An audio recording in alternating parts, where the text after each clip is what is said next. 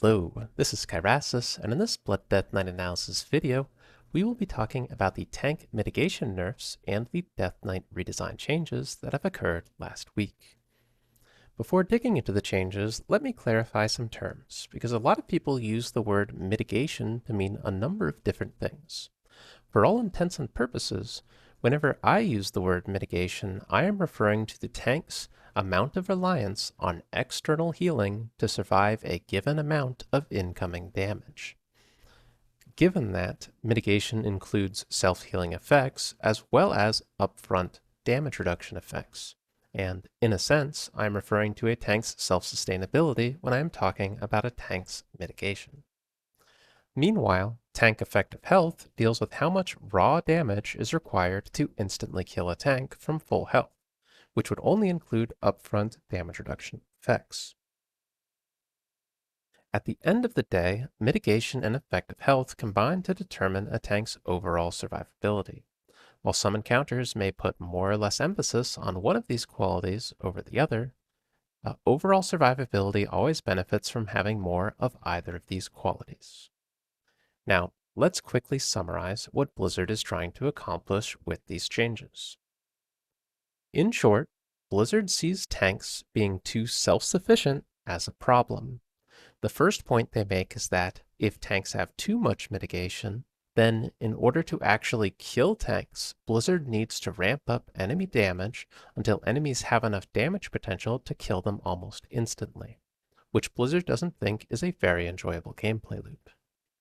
This is actually a similar issue to what can happen when healers become too strong as well, at least when it comes to non-tank players dying. If healers are capable of instantly healing DPS players to full health whenever they take damage, the only way non-tanks are going to die is if they die instantly.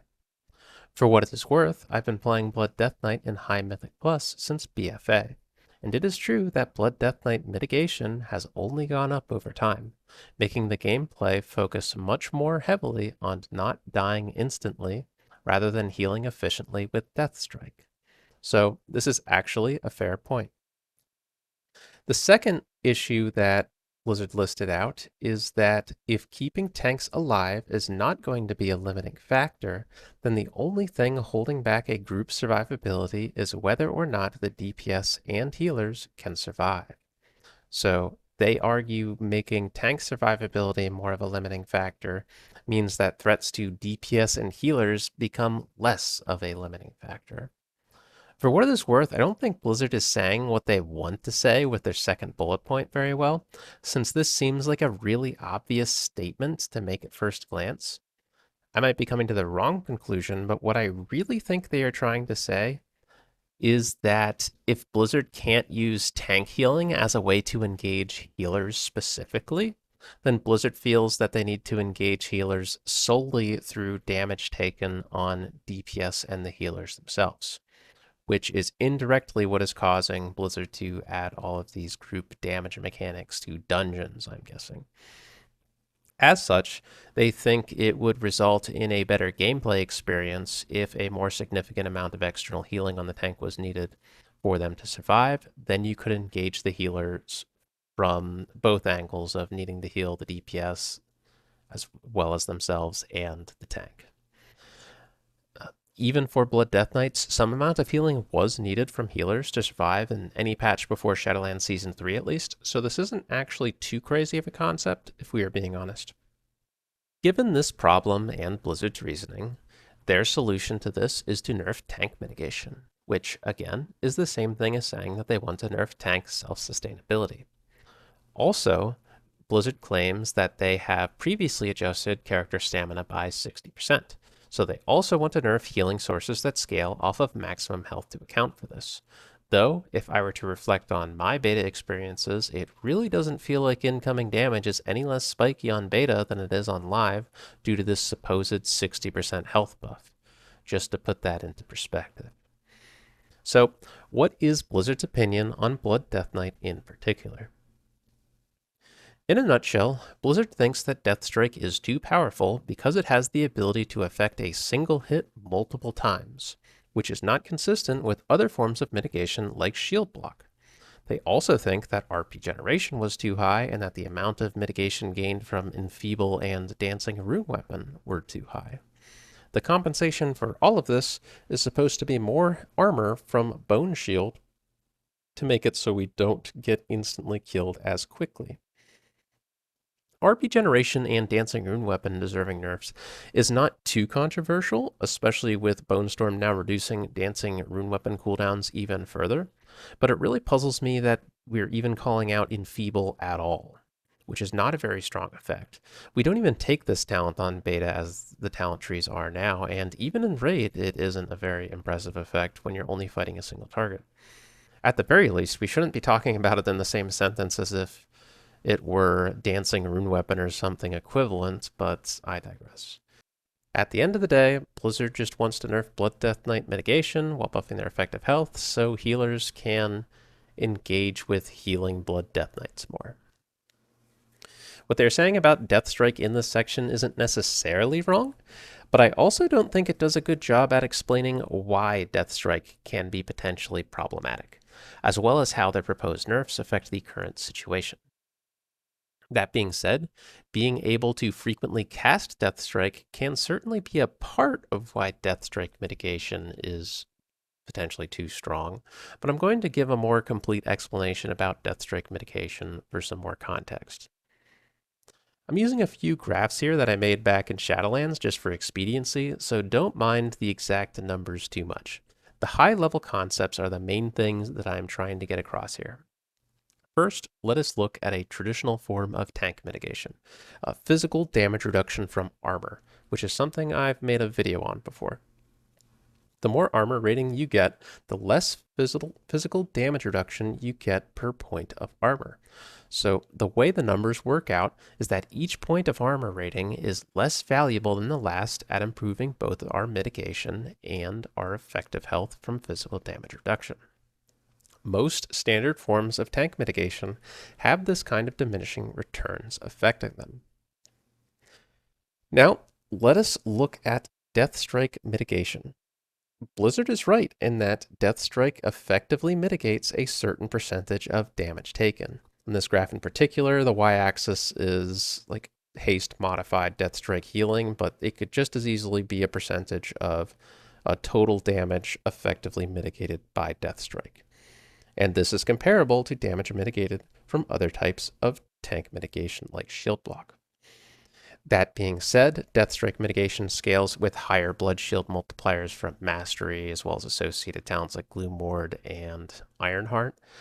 Higher increased healing modifiers from things such as Versatility and Voracious, as well as anything that increases our Deathstrike cast frequency, such as Haste and bonus runic power generation.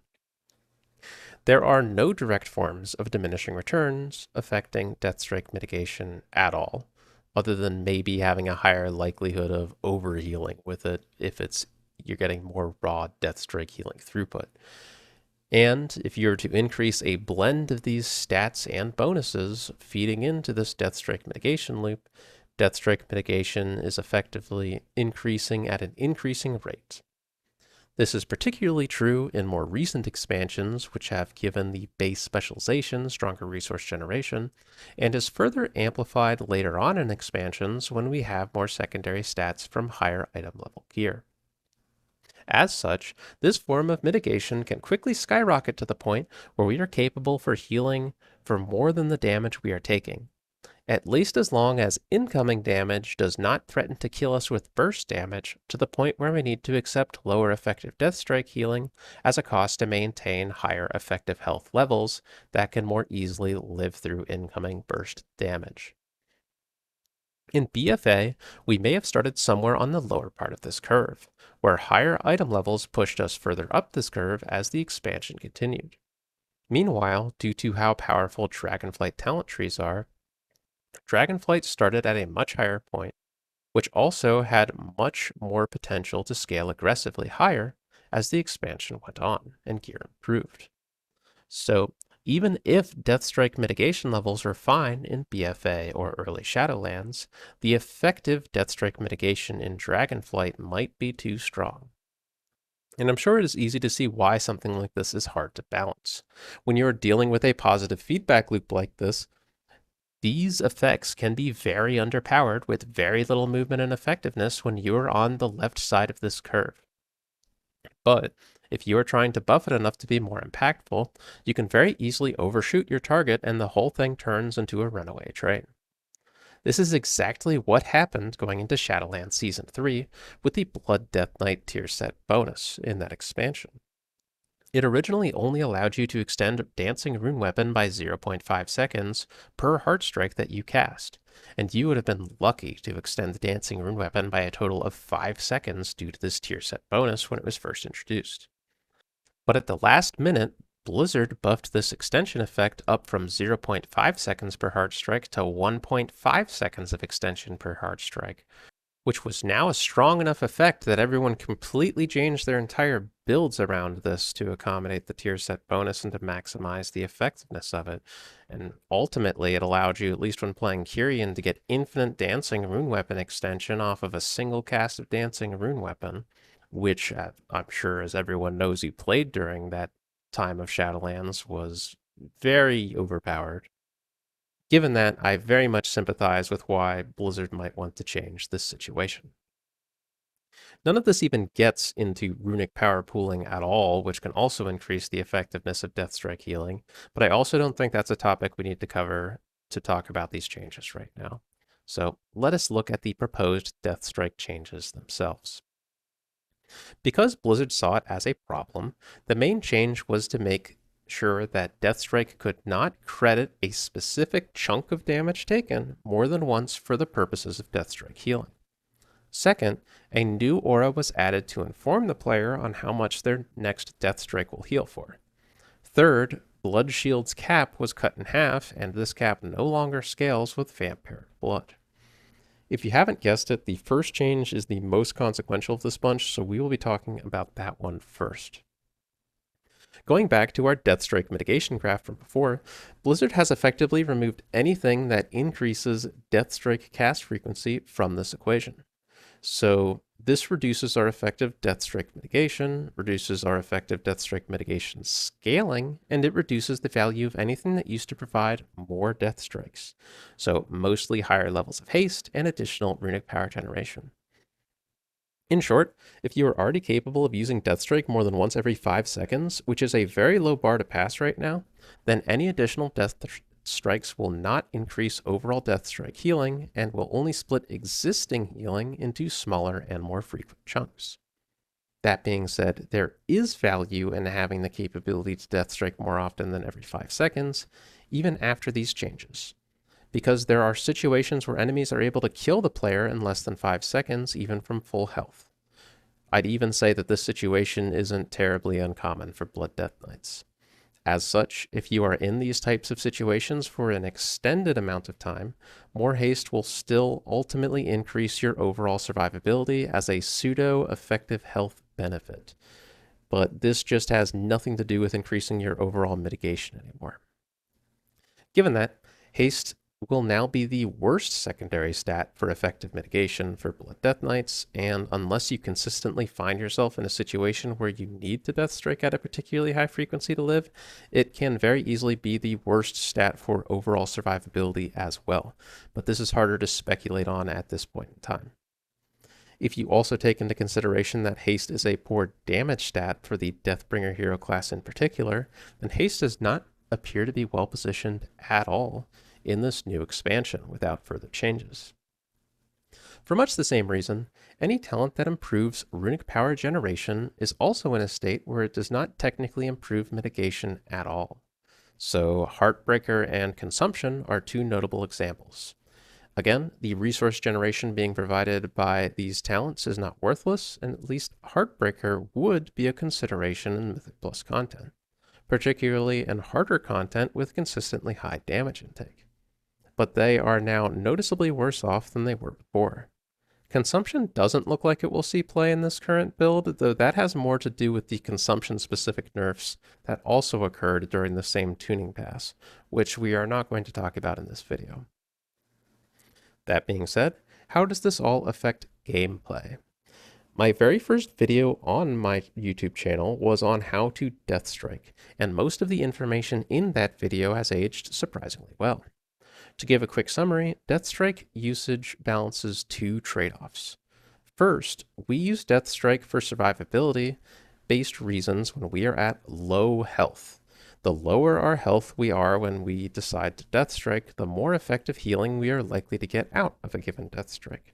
But the more we try to Deathstrike at progressively low health levels, the more likely we are to straight up die to burst damage before we can actually cast our Deathstrike. Two, we use Deathstrike for efficiency-based reasons when we are at high runic power levels. The more aggressively we try to avoid high levels of runic power, the less runic power we will actually waste going over our runic power cap, which provides some amount of additional healing, damage, and buff maintenance that we would not otherwise be getting out of these death strikes. On the flip side of this, keeping higher amounts of runic power in reserve can also improve our overall survivability by giving us a greater ability to deal with potentially lethal situations by having more ability to immediately respond to a situation with one or more death strikes. While it is true that Dragonflight added a powerful maintenance buff to Deathstrike in the form of Coagulapathy, since you only need to Deathstrike once every 8 seconds to keep this buff active, this happens passively from good rotational play, so we don't need to actively consider Coagulapathy under normal circumstances. This is probably a good time to talk about the new Coagulating Blood aura. There used to be weak auras that did something very similar to what Coagulating Blood is trying to do, but this information wasn't particularly useful. For example, it doesn't matter how big your death strike is going to be if your health is already at 100%, since you can't effectively cash in on that potential death strike healing, and on top of that, you are not even in any immediate danger of dying in a high health situation like that. So, unless you are trying not to waste runic power, there is no immediate need to death strike. Meanwhile, if your health has dropped low in the last few seconds, you can take it as a given that your next death strike is going to heal for a lot, in addition to the fact that you are now at risk of dying if you don't do anything due to being at low health. So this condition is going to force a death strike cast out of the player regardless. Even with the changes they're making to death strike right here, health levels are still going to be superior to look at over the new buff. The death strike change does create a few potential problematic interactions, however. First, if someone is running a build that has low effective multipliers on how much individual death strikes heal, then they can get into a situation where their first death strike in response to damage taken might not heal them enough to get them out of a low health condition. Under normal circumstances, a player would want to death strike again to make sure that their health is high enough for their immediate survivability. However, with these changes, the player's follow-up death strikes could potentially heal for insignificant amounts of healing, and any stored runic power would not be particularly helpful in fixing this situation. This is not a problem that existed before, though, to be fair, the player can make this situation unlikely to happen as long as they build their character with sufficiently strong death strike multipliers. Still, it is something to be aware of. This change also has a second clunky aspect to it.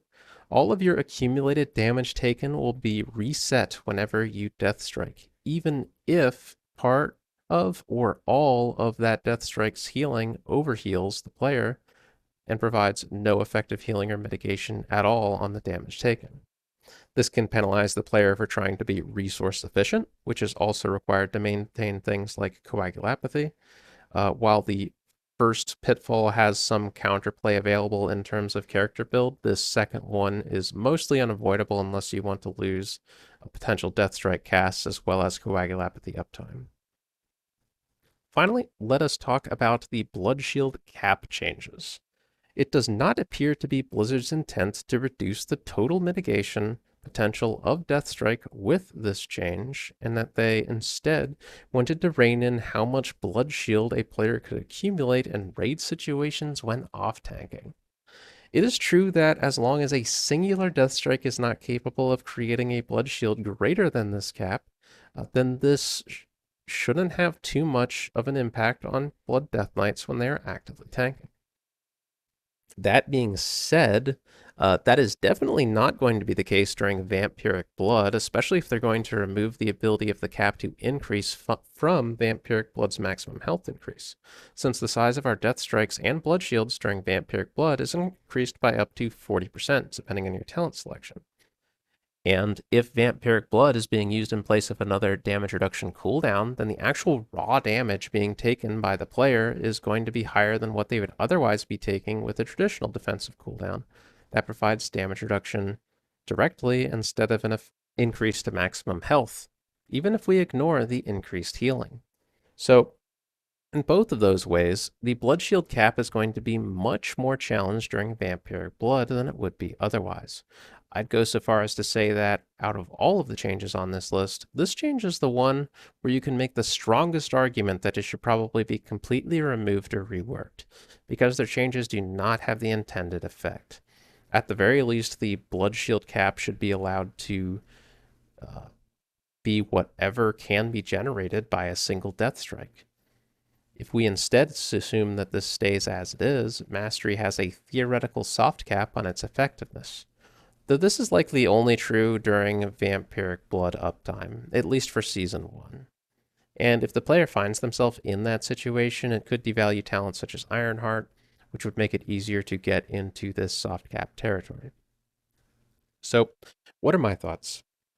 I do agree that Deathstrike mitigation is likely too powerful in the current state of the game, and that its scaling makes balancing Blood Death Knights problematic between patches and expansions, making Blood Death Knight survivability more oriented towards effective health and less oriented towards mitigation than it is now, like it was in BFA and early Shadowlands, could actually be a more enjoyable experience for players. That being said, the way in which they have decided to nerf Deathstrike mitigation has a lot of really awkward interactions, particularly with regards to optimizing character builds and gameplay dynamics. A lot of the skill expression associated with proper Deathstrike usage and RP pooling is also somewhat hurt by these changes. While it wouldn't fix the positive feedback loop itself, nerfing Deathstrike mitigation without changing the core design of Deathstrike would have sidestepped a lot of the clunkiness involved with these recent changes. This could be done mostly by nerfing extra sources of runic power generation, making Deathstrike cost 5 more runic power like it did previous to Dragonflight, reducing Blood Shield amplifiers that were introduced in Dragonflight, and or reducing sources of increased healing that affect Deathstrike. I'd also argue the Blood Shield cap changes in particular should be rethought, because they definitely do affect Blood Death Knights that are actively tanking, at least during Vampiric Blood. The power of Blood Shield pooling also naturally goes down if Deathstrike mitigation throughput gets reduced in any case, so I'm not sure if this is a particular problem that needs to be addressed in particular. In any case, let me know what your thoughts are about this Deathstrike redesign in the comments below, and if there is anything in particular you would like to see changed, or anything you think is especially problematic. As always, feel free to stop by the Blood DK Analysis Discord if you want to talk about Blood Death Knight theory crafting, general Mythic Plus questions, or if you would like a Mythic Plus log review. The channel Discord information, as well as my personal Discord contact information, is in the video description below. And if you want to make it easier for other people to find this content, feel free to upvote the video and subscribe to the channel. In the meantime, good luck and have fun.